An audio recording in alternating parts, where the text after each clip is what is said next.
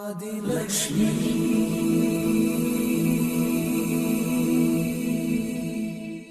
श्री धनलक्ष्मी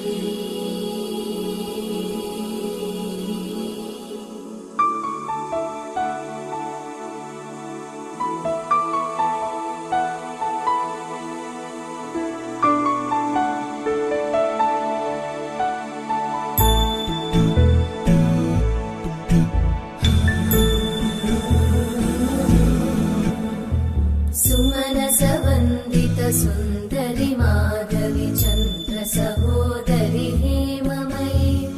मुनिगणवन्दित मोक्षप्रदायिनि मञ्जुळभाषिणि वेदनुते पङ्कजवासिनि देवसुपूजित सद्गुणवर्षिणि शान्तियुते जय जय हे मधुसूदन कामिनि आदिलक्ष्मि जय पालय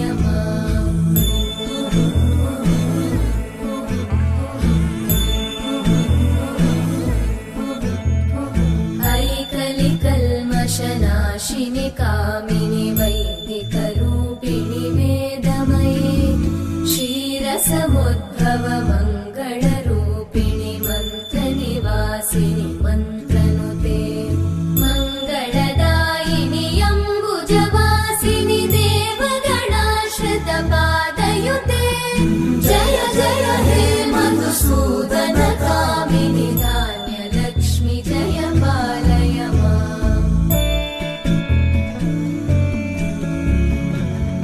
वरवर्णिनि वैष्णवि भार्गवि मन्त्रस्वरूपिणि मन्त्रमये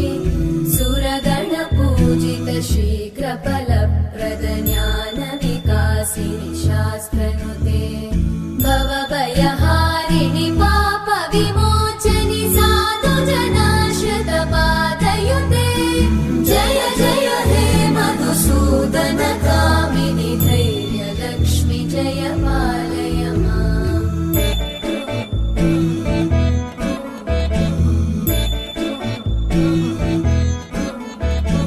जय जय दुर्गतिनाशिनि कामिनि सर्वफलप्रद शास्त्रमये